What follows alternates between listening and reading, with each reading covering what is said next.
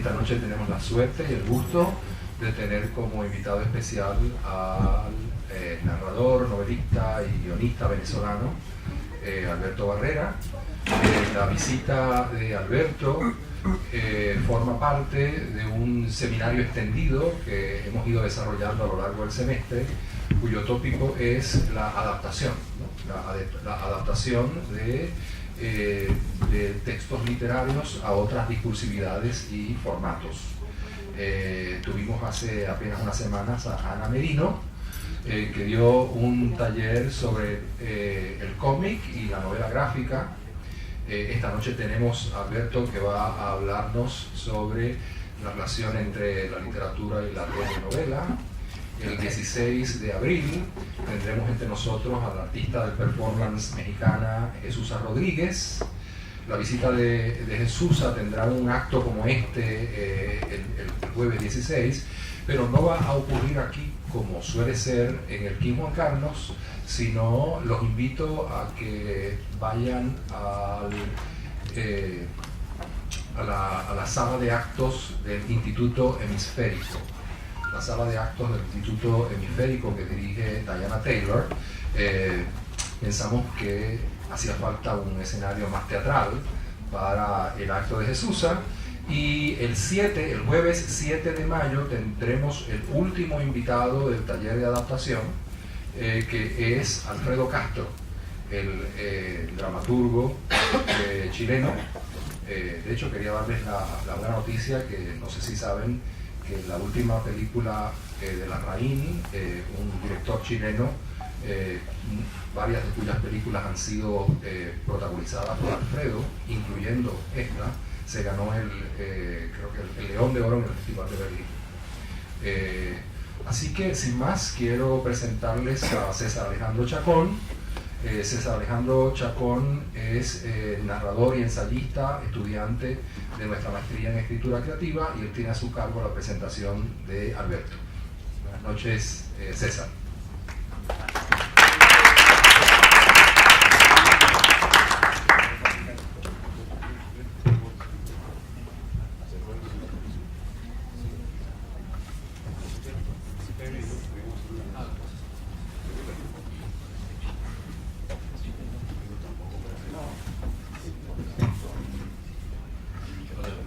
Buenas noches. Es un honor presentar a Alberto Barrera Tisca, un autor venezolano que ha sabido conjugar con éxito distintas facetas del oficio de escribir. Barrera Tisca nació en Caracas en 1960, es egresado de la Escuela de Letras de la Universidad Central de Venezuela, donde también se desempeñó como profesor. Ha sido guionista de cine y telenovelas, no solo en Venezuela, sino también en Argentina, Colombia y México, donde actualmente reside. Hay que decir que Barrera es también un novelista. Ella lo ha demostrado con La enfermedad, también El corazón es un descuido y Rating. La novela La enfermedad le valió el premio Herralde en el año 2006. Tal galardón fue concedido por un jurado en el que se encontraban Enrique Vila Matas, Salvador Clotas, Juan Cueto, Esther Tusquets y el editor Jorge Herralde. Este jurado coincidió en que se trata de una trama de aparente linealidad que alberga dentro de sí una complejidad temática interna, además de una escritura veloz, desolada y elegante, que revela un profundo conocimiento del escribir. Tampoco puede dejar de mencionarse el título Hugo Chávez sin uniforme, una historia personal, de la primera biografía documentada del fallecido presidente venezolano, que escribió junto a la periodista Cristina Marcano. Cabe destacar su labor dentro del periodismo, además de colaborar con diversos medios como El País de España y publicaciones como Letras Libres, Gato Pardo y Etiqueta Negra. Ha mantenido una columna en el diario venezolano El Nacional. Barrera es un cronista, un observador atento de la realidad latinoamericana. Para Ibsen Martínez, uno de los rasgos que lo distingue en tanto cronista y que explica la cercanía que establece con sus lectores es su empatía, la compasión, su capacidad para ponerse en el lugar de los otros. Yo creo que se trata de uno de sus atributos como escritor, de alguien que entiende la escritura como un ejercicio que propicia y rescata la perplejidad, pero también la comprensión, incluso de aquello que no podemos o no queremos ver.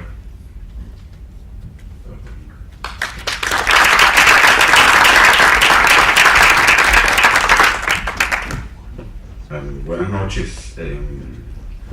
Gracias, Alejandro, por la presentación. Muchas gracias a ustedes por estar acá.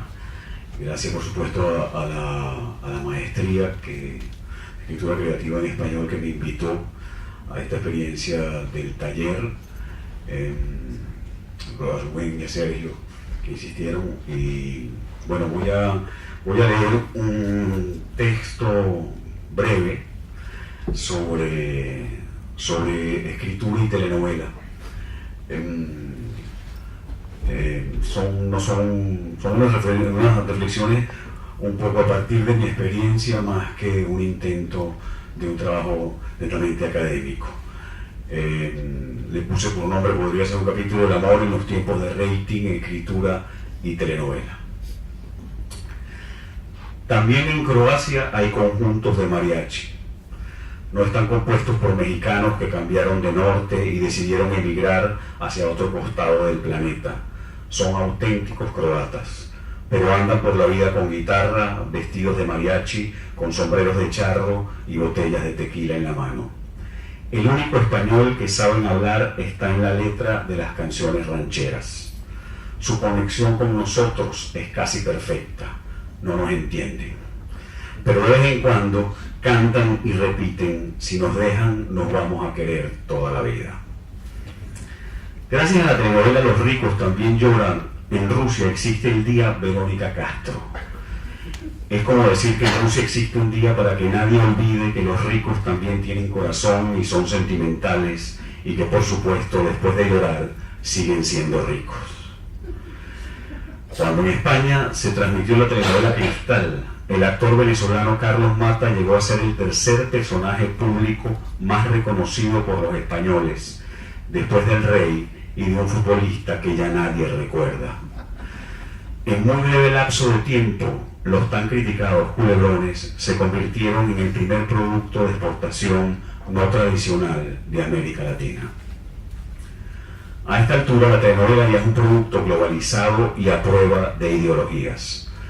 Mientras se celebraban los 60 años de la revolución y el líder Hu Jintao afirmaba que la China socialista seguía de pie, la empresa mexicana Televisa terminaba la producción de la segunda telenovela filmada en la patria de Mao Zedong. Se trataba de un remake de un éxito azteca titulado Las tontas no van al cielo, pero que en su versión en mandarín se llamó Las inocentes son las mejores. El género, que empezó de manera casi improvisada en la más cruda tradición del folletín, ha pasado a formar parte importante del intercambio simbólico del planeta. Una investigación de hace años reportaba que casi 2.000 millones de personas en el mundo veían telenovelas. No está nada mal si tomamos en cuenta que se trata de un invento bastante reciente. Apenas en 1952 la televisión se instaló en América Latina, y ya desde esa misma década las telenovelas se convirtieron en un proyecto importantísimo, en las grandes responsables de la educación sentimental del continente. Más aún, poco a poco también se fueron construyendo como un elemento cohesionador, como una imagen de unidad del continente ante el resto del mundo. Ya no éramos tan indescifrables, tan desconocidos. Nuestra nueva marca de presentación era el amor desbordado, por supuesto, el espectáculo del amor. Entre el tango y el bolero, la telenovela ofreció esta otra marca de identidad latinoamericana, la cursilería. Decía Gómez de la Serna que la cursilería es el fracaso de la elegancia. Podríamos ahondar un poco más en este nuevo estereotipo de lo cursi que se ha promovido desde la telenovela. Es el abandono de la experiencia privada, la falta de recato como virtud, la soledad o el amor convertidos en debates nacionales, la intimidad trabucada en un bien público. Cuando yo empecé a trabajar como libretista de telenovela, mi madre se moría de vergüenza. Yo le había publicado un libro de poemas y un libro de cuentos, y ella no entendía por qué yo hacía algo así. Pensaba que había maneras más decentes de ganarse la vida. ¿Para esto estudiaste literatura en la universidad?, me preguntaba. Para esto quería ser escritor. Me gusta ubicar el nacimiento de mi vocación literaria en un patio de una casa de Caracas. Yo era un niño y casi todos los sábados mi padre reunía a todos los hermanos y nos sentaba en el patio a escucharlo leer poesía. Leía viejos libros, antologías de lírica castellana, poesía tradicional venezolana, desde donde saltaban rimas y ritmos. Con el tiempo me he convencido de que en esa experiencia tuve una revelación tan diminuta como poderosa, que marcó mi vida de manera definitiva. Fue una suerte de epifanía, de toma de conciencia. Yo escuchaba las palabras, pero también podía verlas. Tenían cuerpo, volumen, eran formas que chocaban en el aire, que creaban danzas, que producían sonidos distintos. Eran y no eran las palabras de todos los días. Eran las mismas palabras que yo usaba para relacionarme con los demás, con la realidad, pero también eran en ese momento algo más, otra posibilidad. Producían música y enigma. Desde ese momento creo que la lectura en voz alta es uno de los instrumentos pedagógicos más fabulosos que tenemos. La voz, sus cadencias, sus inflexiones, los vaivenes de esa fugaz puesta en escena me llevó a los libros. Yo crecí leyendo, estudié literatura, quise ser escritor y, al igual que mi madre, jamás pensé que algún día escribiría teleculebras.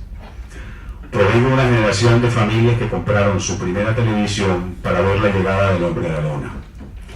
En julio de 1969 entró por primera vez a mi casa esa caja cuadrada con luz adentro. Todo porque mi padre quería ver a Neil Armstrong dar brinquitos lentamente sobre la arena lunar. Yo tenía 9 años. Por esas mismas fechas, a propósito del suceso, supongo, leí De la Tierra a la Luna.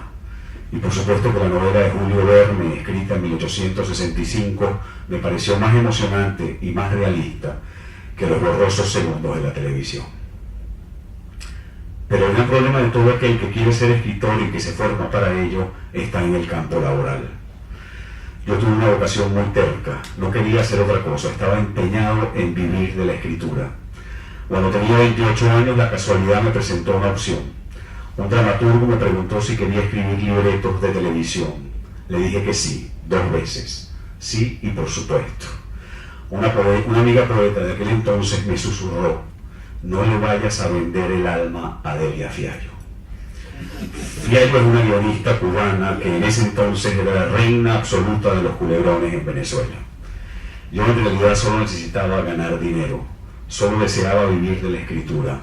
Tenía una hija de 2 años y estaba dispuesto a venderle no solo el alma, sino también el brazo, la rodilla, la mano y el páncreas a Delia Fiallo. Pero aún así, entré a la industria con la cabeza gacha, avergonzado, con cierta culpa, como si la escritura de telenovelas representara de alguna forma un ejercicio de prostitución. Muy pronto descubrí que el primer gran obstáculo que tenía a la hora de sentarme a escribir televisión era el pudor, mi propio pudor. ¿Qué nos da grima? ¿Por qué la telenovela nos parece impúdica? En un reportaje especial de la televisión venezolana transmitida hace unos años, se intentaba sondear entre la audiencia por qué gustaban tanto las telenovelas. Se mostraban opiniones de académicos, de guionistas, de actrices, de semiólogos, de expertos en la comunicación de masas. Pero la mejor respuesta la dio una señora que entrevistaron en la calle. Porque se sufre mucho, dijo. Este es uno de los principios básicos de la telenovela. Solo es real lo que se siente. Y la mayor garantía del sentir, su más palpable y honesta consecuencia, es el sufrimiento. Quien no sufre no tiene corazón y por lo tanto no existe. El llanto es una de nuestras evidencias ontológicas, un sello de origen, la prueba irrefutable de que las historias que se narran en la pantalla son verdaderas, están sacadas, como dicen las promociones, de la vida misma.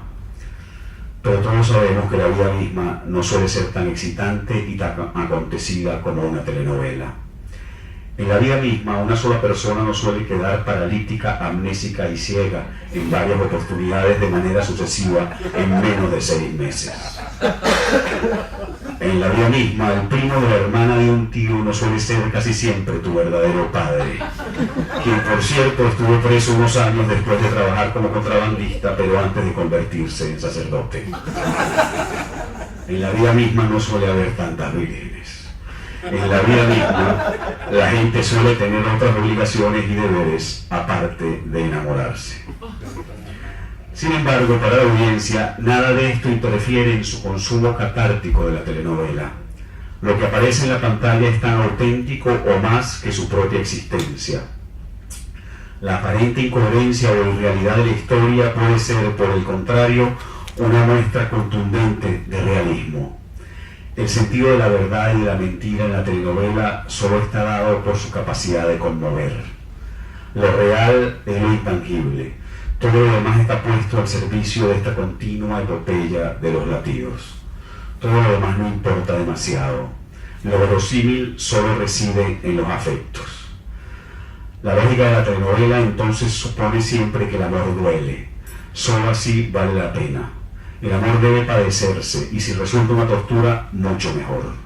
Cuanto más extremo y más sufriente, más real y verdadero. Se trata de un deporte de alto riesgo. Necesita probarse constantemente. Solo se practican los límites.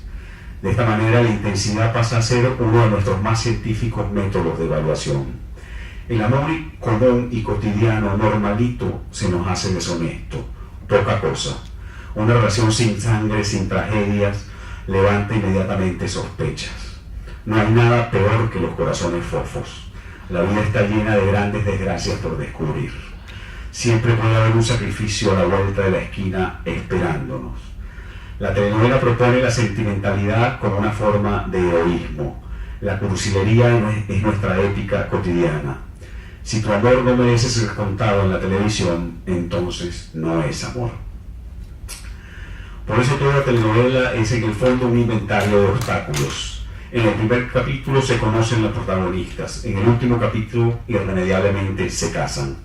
Antes aún de que comience la historia, ya toda la audiencia sabe cómo terminarán, quiénes quedarán juntos y serán felices para siempre. No hay intriga. La resolución argumental nunca es sorpresiva. ¿Cuál es entonces la función de la escritura en el relato?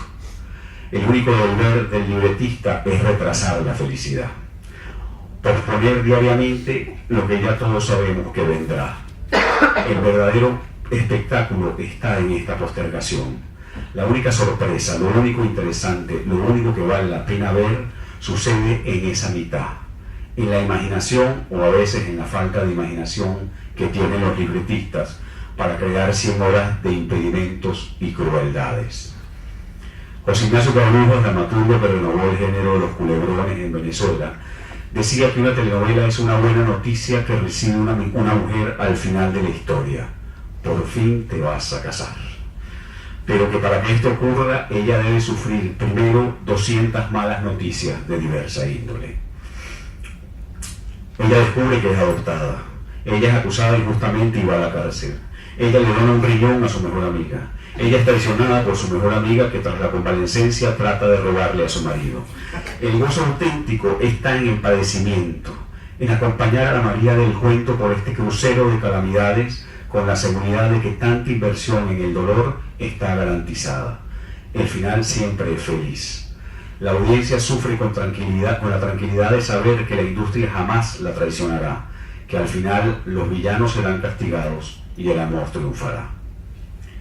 Hace algunos años, en el trance de escribir para un proyecto que tenía bajo rating, el canal para el que yo trabajaba decidió que todo el equipo de escritores nos reuniéramos con un especialista. Era un asesor cubano con larga experiencia en radionovelas. Escuchó en silencio la historia, el momento dramático en que andábamos, no parecía demasiado interesado en los detalles. Cuando terminamos de exponerle el caso, solo hizo 2 preguntas. La primera fue: ¿hay algún niño en la historia? Algunos de nosotros le dijo que sí, que la protagonista tenía un sobrino de 4 años y trató de contarle la trama de este personaje, pero el especialista no nos dio tiempo de abundar más. Hizo la segunda pregunta: ¿y para qué se tiene un niño en una telenovela? Todos nos miramos en silencio, como si nos hubieran sorprendido de pronto en una falta. ¿Para qué se tiene un niño en una telenovela?, repitió. Otra vez nos quedamos en silencio. Para que lo secuestren, coño, para que lo secuestren. Un buen escritor de telenovelas es en el fondo un experto en agravios. necesita tener separada a la pareja durante casi toda la historia. Ese es su deber creativo, su desafío argumental, evitar que llegue el final. El manual dicta que cuando los protagonistas están peleados hay que mantenerlos juntos, muy cerca, odiándose. De la misma manera, cuando el amor fluye es necesario separarlos, poner distancias entre ambos, evitar que se vean. Todo esto además bajo las condiciones fundamentales que definen a la telenovela. Se trata de una industria que funciona bajo un régimen de producción muy estricto. Casi toda la historia debe transcurrir en un estudio de televisión. Las filmaciones en exterior y las secuencias de acción suelen ser casi un accidente. El sistema de producción de una telenovela tiene leyes rígidas que controlan todos los espacios, que controlan fundamentalmente el espacio de la imaginación. En proporción, la mayoría de las telenovelas se filman 70% o más de sus escenas dentro de un estudio. La libertad creativa del escritor debe desarrollarse en espacios cortos y a gran velocidad. Está obligado a narrar una historia con pocos personajes, 12 principales, por ejemplo, 8 secundarios, y en escasos espacios, 8 sets por capítulos, 2 exteriores, si acaso. Por eso el chisme es tan importante. Casi podría decirse que es el primer procedimiento narrativo de toda telenovela. Los personajes siempre cuentan aquello que la producción nunca podrá mostrarle a la audiencia. Pedro José entra al cuarto de María Cristina y le dice: ¿a que no adivinas lo que acabo de ver en la calle? El chisme es una condición genética de la telenovela. Sin chisme no hay historia, nada avanza. En el fondo lo que más se mueve en una telenovela es el lenguaje. A veces incluso en una telenovela lo único que se mueve es el lenguaje. Lo que realmente ocurre siempre está ligado a las palabras. Lo que se dice, lo que no se dice, lo que se oye, lo que no se debe oír, lo que se oye a medias, lo que se oye mal y se repite peor. Así transcurren los movimientos dramáticos, los arcos argumentales de las telenovelas. Es un género que está más cerca de la oralidad. Su condición audiovisual no siempre es determinante. La mayoría de las escenas transcurren en un espacio cerrado donde dos personajes conversan. La música suena como si estuviera aconteciendo un cataclismo, pero en rigor solo están platicando. Y en muchos casos, las telenovelas más que verse, se oyen. La gente ve las telenovelas mientras hace otras cosas, mientras cocina, mientras plancha, mientras come, mientras acuesta a los niños, mientras ordena la casa. Siguen las voces y los acordes. Saben que si ocurre algo importante, los gritos de los actores o los golpes musicales darán el aviso de entonces, y dicen que de entonces es necesario observar la pantalla del televisor. Esta condición del género también, en la mayoría de los casos, regala la impresión de que cualquier telenovela se puede dejar de ver por varios días sin que esto cause algún cortocircuito, sin que afecte la comprensión o el seguimiento de la historia. Los personajes hablan, pero además hablan casi siempre de lo mismo. Según los cálculos, en una telenovela clásica convive un 25% de información nueva con un 75% de reiteración. El trabajo del libretista es hacer que esa reiteración, día tras día, parezca una novedad. Yo llevo más de 20 años intentando ser un experto en este oficio de repetir novedades, de producir reiteraciones originales.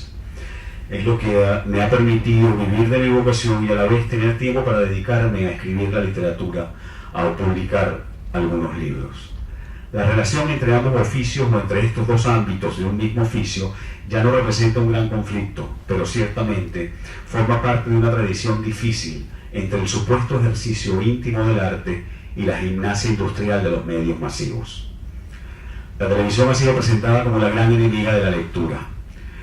Es la primera representación de la cultura iconográfica que supuestamente viene a devorarnos. Pero todo esto forma parte también de una discusión todavía más amplia, que tiene que ver con la recepción y el consumo de la comunicación, con la historia tecnológica de la humanidad. En una conferencia, John Cheever confesó lo siguiente, y cito: odio la idea de escribir libros y saber que estoy compitiendo por la atención de un hombre que lee y mira un partido de fútbol al mismo tiempo. Esto lo dijo en el año 1972. Todavía no estaba en el mercado ni siquiera el primer ordenador personal. Casi 4 décadas después, en el 2008, en una entrevista publicada en el periódico El País, Philip Roth dijo que los otros formatos de la comunicación masiva ya le habían ganado la batalla a los libros. Abro comillas y dice en la cita de Phil Roth: la pantalla nos ha derrotado. El problema es que el hábito de la lectura se ha esfumado, como si para leer necesitáramos una antena y la hubieran cortado. No llega la señal, la concentración, la soledad, la imaginación que requiere el hábito de la lectura. Hemos perdido la guerra. En 20 años la lectura será un culto.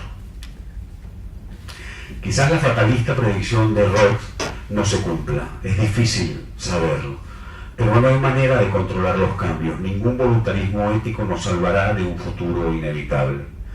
También dentro de la industria audiovisual se vive una crisis parecida. La televisión abierta está a punto de morir. Internet, sin proponérselo, ha acabado con la tiranía que suponía la llamada televisión abierta. Establecía los horarios y tipos de consumo, nos decía a qué hora y de qué manera debíamos divertirnos o sufrir. La dictadura del canal único ha terminado. El poder está pasando a manos de los usuarios, que finalmente pueden decidir qué, cómo y a qué hora ven lo que desean. Era algo impensable hace 3 décadas. Y hoy hay una generación de jóvenes menores de 25 años cuya única conexión con una pantalla es el computador. En muy poco tiempo, la palabra televisión dejará de existir. Pero no por eso, gracias a Dios, se acabarán las telenovelas. Obviamente hay un cambio definitivo de formatos, pero no de la escritura, de la producción y del consumo de historias. Hace unos meses, una productora de Miami me consultó si creía que era posible realizar un proyecto de una mini telenovela con capítulos de 2 minutos para transmitir diariamente a través de los teléfonos celulares. El melograma no descansa, solo se muda. En Extraña Confesión, una breve novela de Chekhov publicada por Entregas en 1884, una joven y bella ambiciosa llamada Olenka se pregunta: ¿acaso solo son felices los que se casan por amor? La telenovela latinoamericana lleva 60 años lidiando con esa pregunta y lo seguirá haciendo durante mucho tiempo, con variaciones, con más o menos con humor, integrando nuevas tramas, modernizando algunos conceptos, haciéndose más diversa, pero sin perder jamás su naturaleza. Es un género, pero también es una industria, y la escritura está a servicio de ella. Lo único que puede detenerla realmente es la falta de audiencia. El éxito del mercado es también un indicador sentimental. El amor sin rating no dura. Gracias.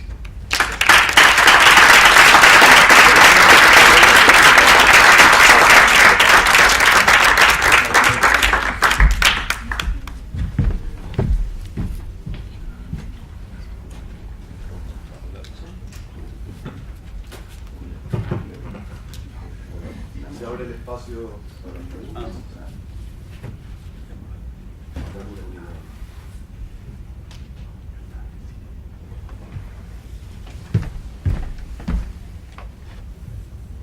Me tomo el trabajo ingrato de hacer la primera pregunta. Yo quería, me gustó mucho la charla que diste. Quería preguntarte que estaba pensando en una novela como La enfermedad, que es una, llamémosla novela. Me gustaría, ¿qué aprende el novelista del guionista de telenovelas para escribir una novela como La enfermedad? ¿O no aprende nada? Sí. No, es buenísimo porque yo más bien me cuidé mucho. Yo no dudo que en algún lugar hay unos vasos comunicantes, ¿no?, que funcionan para los diferentes géneros a los que el escritor con los que puede trabajar, ¿no? Yo tengo como estancos muy separados. Pienso que la telenovela es como la telenovela y no quiero que se me mezcle con otra cosa. Además, la telenovela es un producto, es un sistema muy rígido, con unas leyes súper estrictas y dependen de un medio. En la novela hay mucha más libertad. El problema de la novela, y sobre todo en el caso de La enfermedad, es que era una historia y un relato que se podía prestar mucho a un desborde sentimental. El tema de la enfermedad es una historia íntima y es la muerte del padre. Y a mí me aterraba la posibilidad, viniendo incluso de la telenovela, de que eso se convirtiera en una especie como de tentación, de que se me filtrara alguna posibilidad de ser excesivo. Entonces trabajé muchísimo, más bien con una especie de llamada de alerta, muchas posibilidades, buscando un tono que fuera seco, ¿no? De hecho, incluso la enfermedad que está escrita en tercera persona, yo tenía una versión donde estaba en primera persona, y eso le daba un toque personal tan fuerte que lo eliminé, y trabajé en tercera persona. No tiene mucho diálogo, y también fue una cosa, la telenovela está construida a base de diálogo, y yo quería pues que la historia descansara en esta suerte de narrador que va acorralando al lector, o era mi pretensión, para que el lector ponga la sentimentalidad y no la ponga en el libro, en cualquier caso. Entonces sí hubo como un cuidado enorme, por ejemplo, con los adjetivos. Revisé varias veces el libro con los adjetivos subrayados para ver hasta qué punto funcionaban o no, y qué trabajo tenía que hacer para que el libro fuera en el tono que yo quería. Y eso me daba, por cierto, un acercamiento más a lo literario, ¿no? que al guión, pues.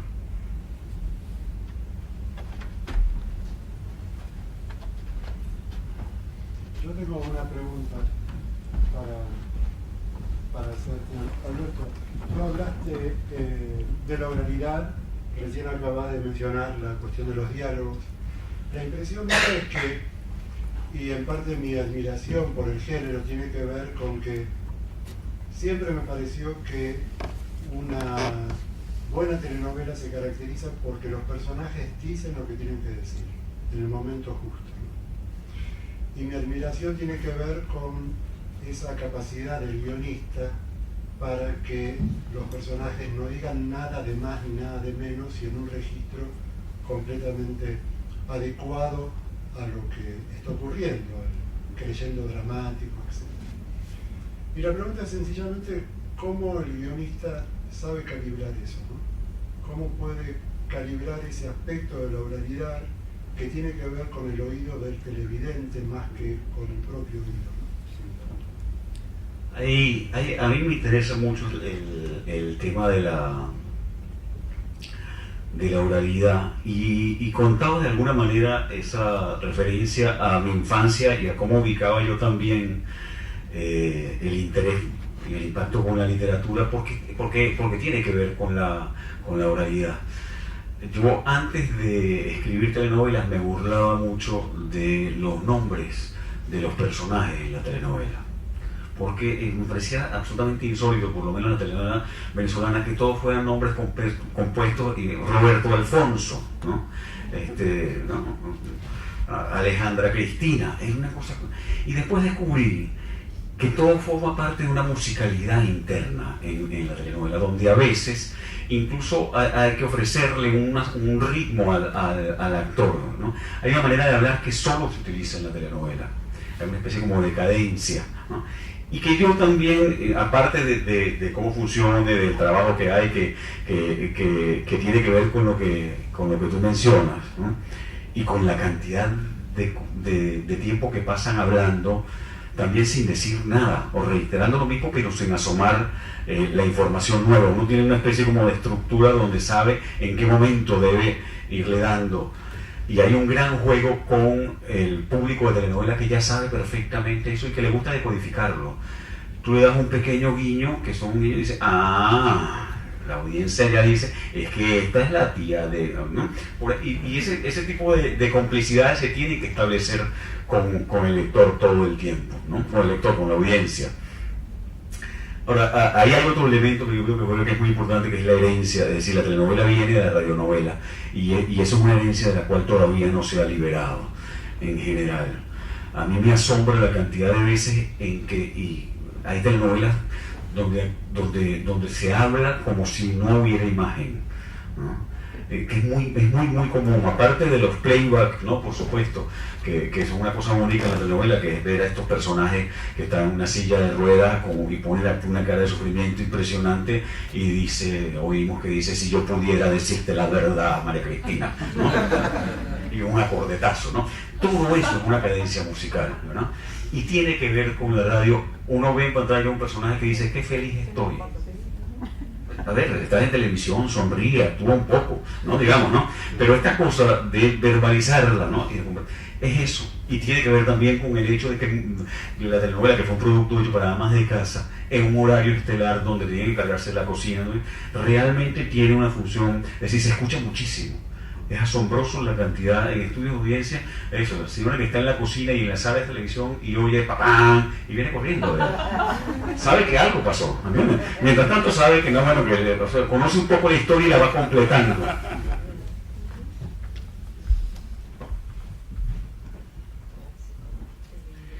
Quería preguntarte, Alberto, sobre la diferencia entre las telenovelas que se producen en Latinoamérica y cuyos modelos son imitados por todo el mundo, y las soap operas, las telenovelas norteamericanas. Uno piensa como una diferencia así de entrada, la larga duración de la telenovela norteamericana, que pueden durar algunas telenovelas como Days of Our Lives décadas.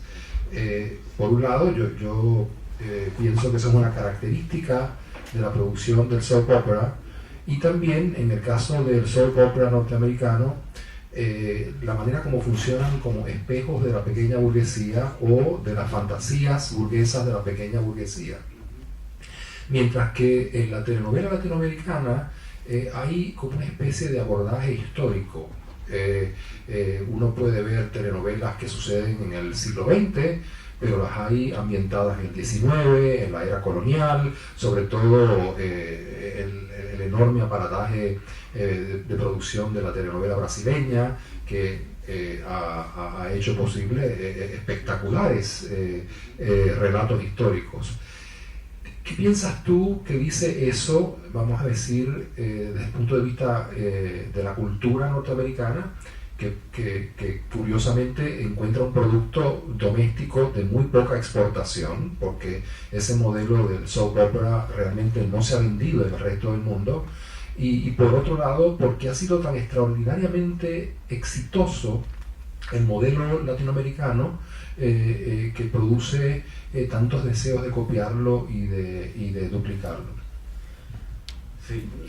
Creo que la diferencia fundamental entre los dos productos, aparte que tú señalas que es cierto, es decir, en términos de argumentos y de definición de concepto, las telenovelas norteamericanas siempre se sentaron en un problema de propiedad, ¿no? De tierras, de herencias, o había muchas que tenían eso. Y por eso he mencionado la cursilería, el elemento sentimental, ese desparpajo que tiene también el bolero y la canción ranchera, el tango, ¿no? Esta cosa de hombres saliendo a la calle a gritar que no los quieren, ¿no? Es una cosa que solo se da en América Latina, ¿no? Porque produce además pudor, produce como vergüenza en otros lugares. Es interesante cómo ahorita, de unos años para acá, se empiezan a producir telenovelas, porque el ejemplo de Croacia que puse no es azaroso. En Serbia y en Croacia hay una muy fuerte industria de telenovela ahorita. Fueron a buscar mexicanos, se los llevaron para allá, pero estoy hablando de escritores, directores. Ahora hay un gran boom de la telenovela turca en el mundo, por ejemplo.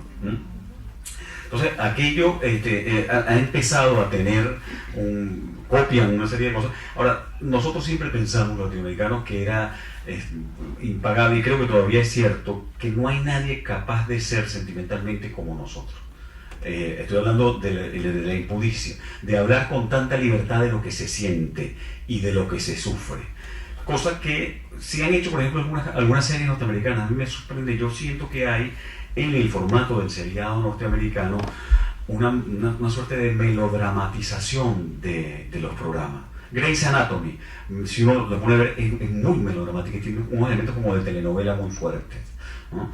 Que algún otro tipo de soap operas tradicionales no tenían.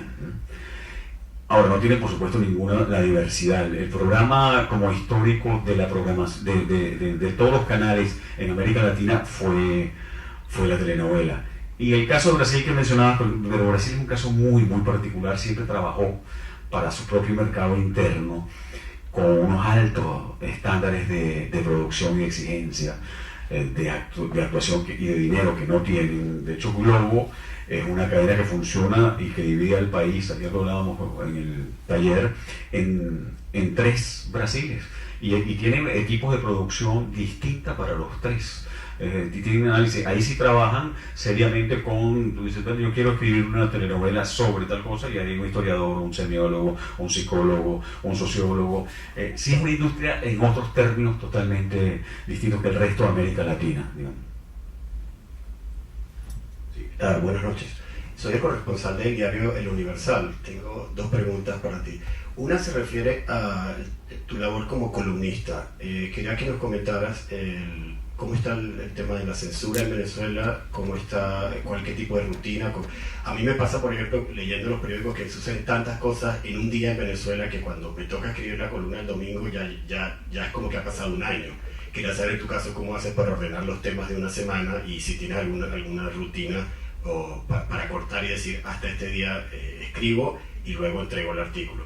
Y volviendo al tema de la telenovela, Delia Fiallo nos ha dicho en un par de entrevistas que el gran verdugo de la telenovela ha sido el adaptador.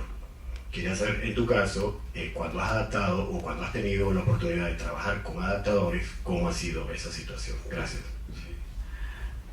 Para no entrar en nuevo, vamos a seguir con la telenovela primero. Bueno, lo que pasa es que Delia Fiallo ha tenido muy mala suerte con los adaptadores. Delia Fiallo hizo un gran trabajo de telenovela, ella tiene cosas sensacionales. Alberto Padilla me contó que estudió, él me contó una vez que había estudiado filosofía y letras en La Habana con Delia Fiallo. Después Delia Fiallo me dijo que no, pero sí se conocían, ¿no? Y él contaba una anécdota que no sé si era cierta o no, pero que me parece sensacional, ¿no? Que él le dice, oye Delia, pero ¿cómo haces tú para que te salgan esas cosas? O sea, ¿qué se te ocurre a ti para que tú inventes esas telenovelas? Y Delia Fiallo le dijo, fíjate tú que es que yo leo La Tempestad y me sale Topacio. Y a mí eso me pareció sensacional, digamos, ¿no? Porque uno piensa que Delia Fiallo estudió filosofía y letras en La Habana, es una mujer formada, yo la vi hace poquito y está súper bien, pero ella vendió, claro, todas sus novelas que están escritas hace 20 años. En un formato distinto, donde los capítulos, ahorita los capítulos pueden tener 50 escenas, en ese tiempo tenían 12, ¿no? Entonces son escenas muy largas, con diálogos muy largos, y por supuesto a la hora de que se los adaptan, pues ella siente que los destrozan, ¿no? Pero es un tema muy, muy difícil de manejar. Es decir, ahora cuando yo digo que el chisme y la información es muy importante en la telenovela, imagínate nada más el cambio que produce entre historias escritas antes de que existiera el celular. Eso fue una hecatombe en la telenovela, la existencia del celular, porque antes los personajes los podíamos mandar a donde fueran, iban corriendo a la casa a llamar por teléfono. El celular nos destrozó una cantidad de, ¿no? Una cantidad de recursos y posibilidades que teníamos, acabó con eso en la telenovela. Entonces, de él se te digo como muy mala experiencia en eso. A mí me ha tocado adaptar algunas, es un ejercicio muy difícil en algunos casos porque eso está muy de moda ahorita, se compra muy de moda, pues compran, en vez de comprar las telenovelas, compran el formato, dicen ellos, pero que es comprar los libretos. Una telenovela que tiene un gran éxito, por ejemplo en Argentina, a mí me dieron una telenovela que tiene un éxito en Argentina y la habían comprado y me dijeron, ve a ver si se puede adoptar esto en México. El protagonista era un boxeador en un país como Argentina, el referente es Monzón, que fue el marido de Susana Jiménez, ¿verdad? Y en México no existe nadie así, ¿no? El referente podía ser el Púas Olivares, que es un boxeador que no puede ser galán. Entonces, entra una cantidad de elementos, es muy difícil el tema de la adaptación. Es más difícil el tema de Venezuela. Pero, a ver, yo tengo la columna y la tengo que entregar, yo no decido cuándo la entrego. Yo lo tengo que entregar los miércoles en la noche o jueves en la mañana más tardar, porque se imprime en el suplemento que va, se imprime los viernes en el suplemento dominical. Es difícil, me pasa lo mismo que tú mencionas, estamos como desbordados por la actualidad, ¿no? Por la urgencia. Esta misma semana tú ves la cantidad de cosas que han pasado y no sabes decidirte, y tratar a veces de hacer, pero por otro lado también sientes que estás hablando de lo mismo, ¿no? Todo el tiempo, si son una cantidad de efectos, pero en el fondo es el mismo problema. Y no hay, yo no tengo censura, digamos, a ningún momento, porque yo escribo para un periódico que todavía sobrevive y que a veces en la primera página es más combativo que en mis columnas con respecto al gobierno. Entonces no tengo ese problema. El problema lo puede tener el periódico con respecto a los dólares, el periódico, el papel del periódico, etc. Yo tengo una pregunta.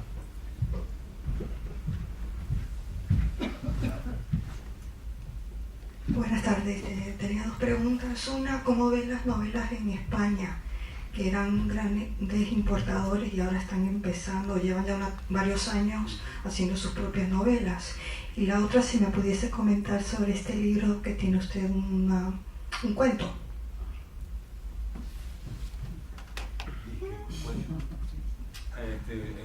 Ya te voy a decir, es que no recuerdo, mi memoria es buenísima, pero no. De la nada, no.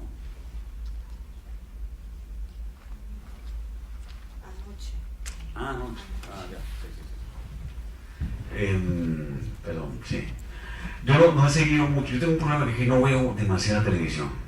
Entonces, lo tengo que hacer como por obligación, como profesional, algunas cosas, pero no me sale. Y no es algo que lo digo como, no es que no la veo por moral, o no la veo porque, no sé si, porque si estoy todo el día escribiendo no me provoca verlo. He visto dos cosas, porque tuve que ver la española y me sorprendió la producción, una cosa que se llama Gran Reserva, que es como una serie ubicada en el tema vinícola, y entonces sí es una producción como muy buena. Igual tienen serie y tal y como el español no logra la cursilería que nosotros tenemos. Es que en el fondo uno cree que no, pero la audiencia eso es lo que le gusta. Esta melcochita, esta cosa como inexplicable, impúdica, de la mujer que llora y llora por la... Entonces, en los otros países siempre hay un freno interno, ¿no? Que no quiere llegar a estrujar eso. Lo que la cita de Serra es importante, no nos parece elegante. Y a nosotros nos ha funcionado en América Latina, digamos. Si uno ve, además, hay una cosa como muy directa. A mí me sorprende Televisa, que es la gran productora de telenovelas de América Latina. Yo estaba escribiendo una telenovela que no le iba bien de rating y el gerente, que trabajaba para otro canal, el gerente me dijo: ve por favor esta novela de Televisa para que aprendas.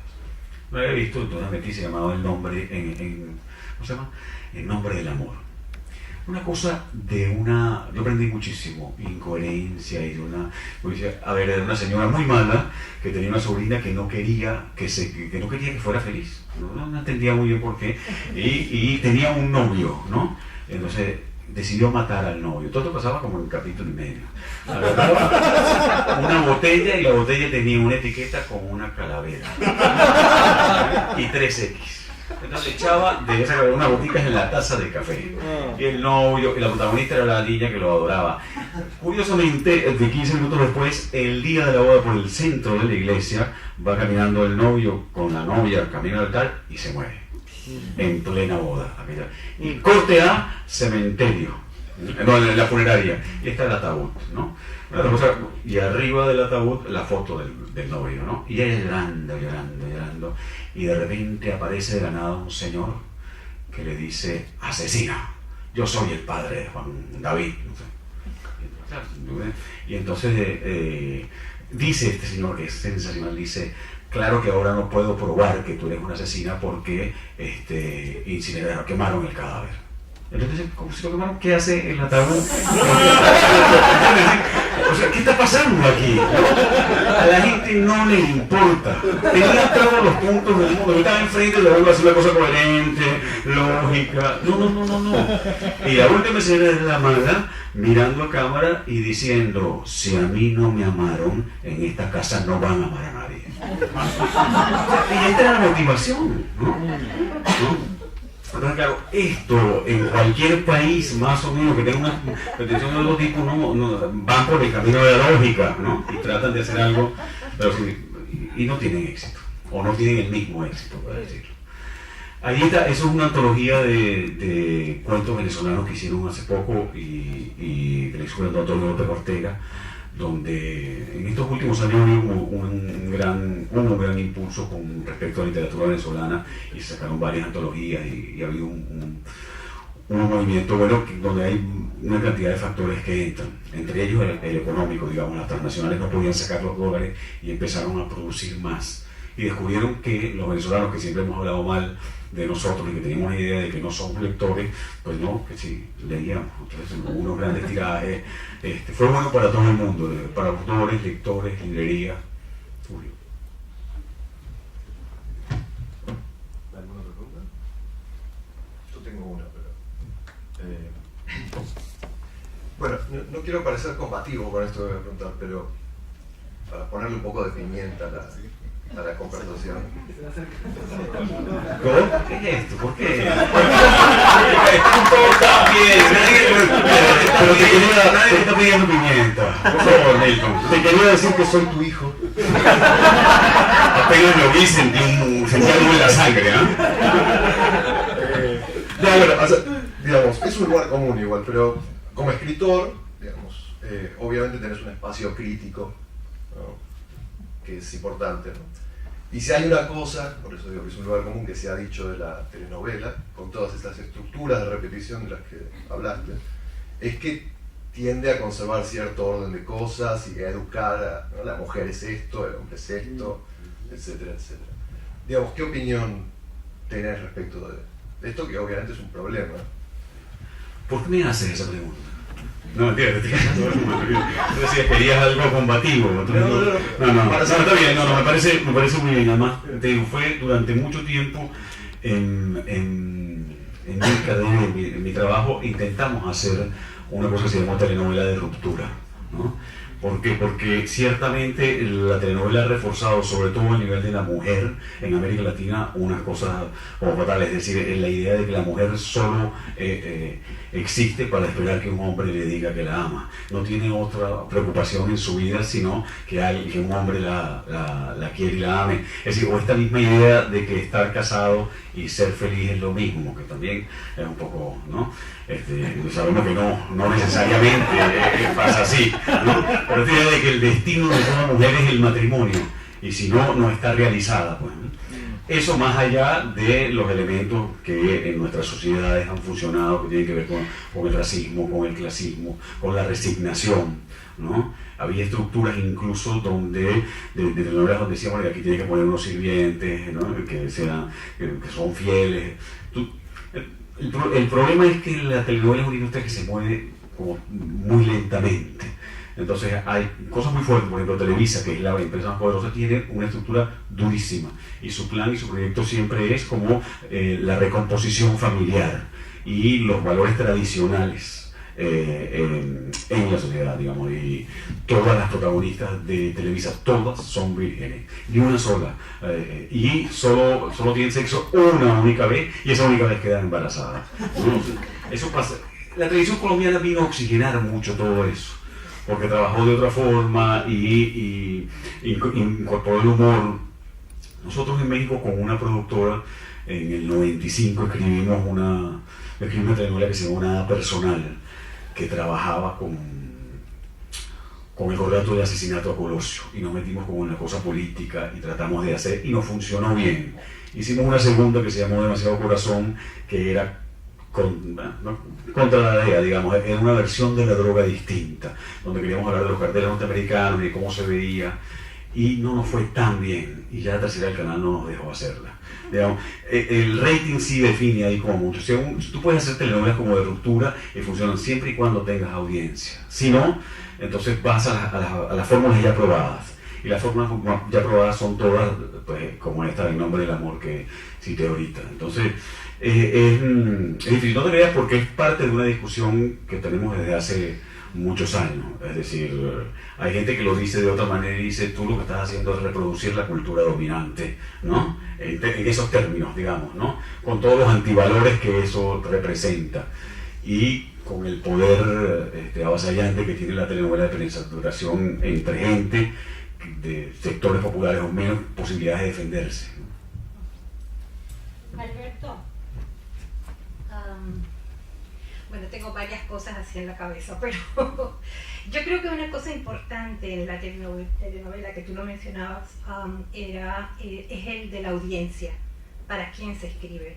Y creo que la audiencia latinoamericana es muy diferente de la audiencia española o de la audiencia norteamericana.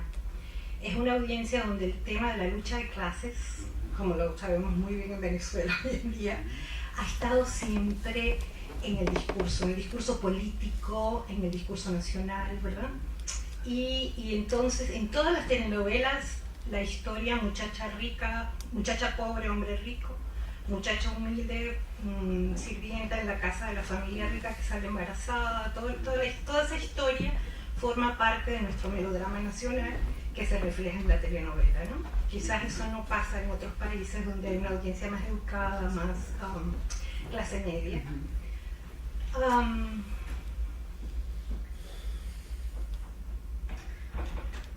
Se me fue la onda. My senior moment. Bueno,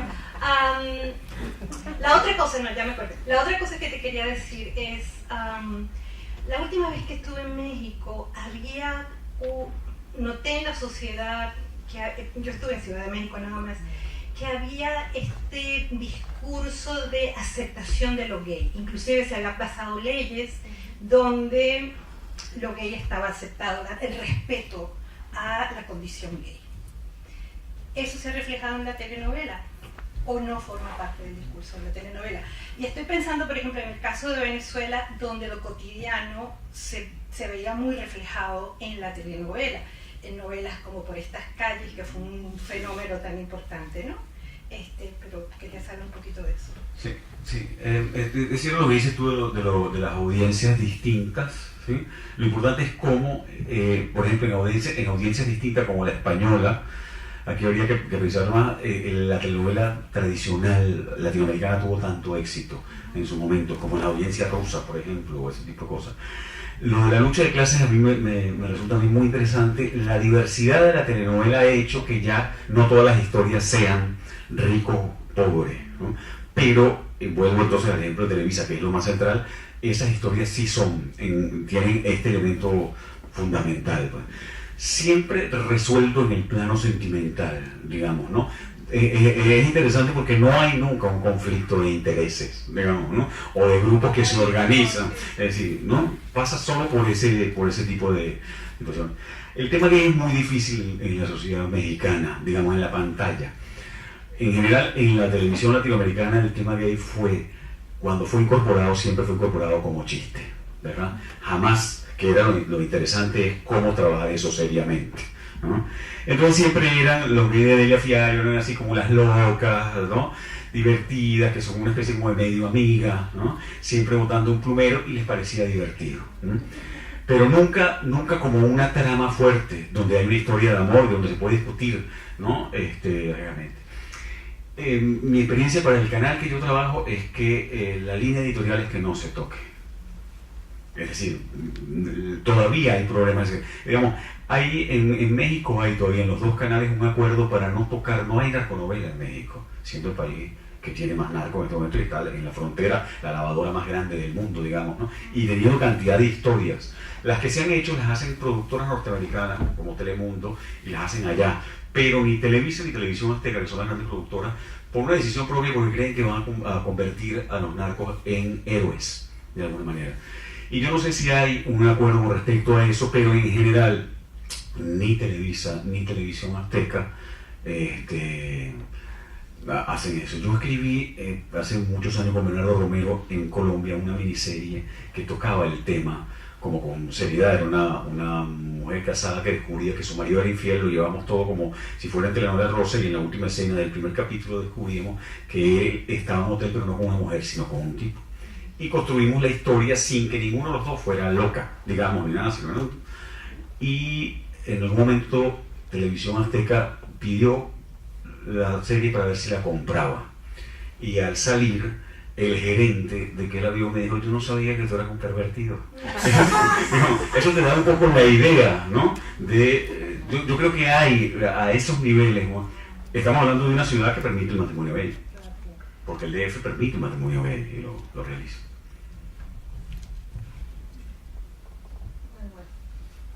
Una pregunta corta, yo creo que ya la respondiste igual, pero tal vez hay algo que agregar. Que me preguntaba justamente, pensaban por estas calles como referencia a una novela que trataba temas sociales que estaban como muy sobre el tapete, incluso momentos violentos, no simplemente, no en abstracto, pues, como muy...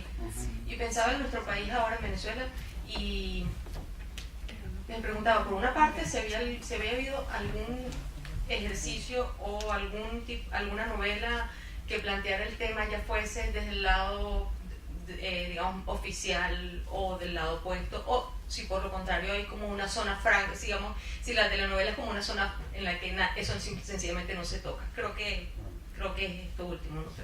Una novela chavista. Sí, hay una novela chavista, se llama Amores desde Barrio Adentro. Hubo incluso que 2, y había una donde incluso aparecía la oposición, digamos, dibujada, caricaturizada, pues, digamos, ¿no? Sí, es una novela con una clara pretensión editorial de parte del oficialismo. Y una otra también que se llamaba Teresa, o 3 veces Teresa, o algo así, pero esa tenía una especie de intención pedagógica, que es un problema muy terrible, porque es esta cosa que se hace mucho a veces desde la izquierda, pues, ¿no? Y también desde la derecha, que es decir, vamos a transmitir valores en las novelas. Entonces es crear un género nuevo, que es una telenovela sin conflicto, ¿no? Porque no hay maldad. Pero todo eso también hay otra contraparte, que es que sí hay una regulación en Venezuela que no se aplica, pero no necesita aplicarse porque existe, y eso ya promueve la autocensura de manera brutal. Entonces sí hay una regulación con respecto a, que es la ley de contenido, con respecto a las obras de ficción. Entonces, yo trabajé para Venevisión, por ejemplo, y el comité interno de Venevisión de censura era más feroz, el gobierno no necesitaba nada, porque tenían tanto miedo de infringir una ley de estas, que eran discusiones absolutamente absurdas. Por ejemplo, tú tienes un personaje malo que trata mal a un tipo, y entonces, ¿tú qué te pasa? Y le dice cualquier cosa, y entonces dice, no, porque es que eso es descalificación en la ley, no puede haber. Digo, pero si es un villano, lo estamos dejando mal. No hay comprensión de esos procesos. Un grupo de pescadores toma una calle para evitar que un consorcio extranjero haga ahí una cosa turística. Tampoco. Yo digo, no, pero eso puede ser chavismo. Es el pueblo organizándose para evitar, pero el de censura no ve eso. Ve, oye, nos pueden decir que estamos llamando a la guarimba o no sé cuánto, no sé qué. Entonces, eso hace imposible, ¿no? La ley que se produzcan como telenovelas, porque no puede sacar armas. Hay una cantidad de cosas. Siempre se intenta regular la televisión, pues entra en una zona más bien frágil y oscura, porque depende del criterio del censor, y eso es, imagínate.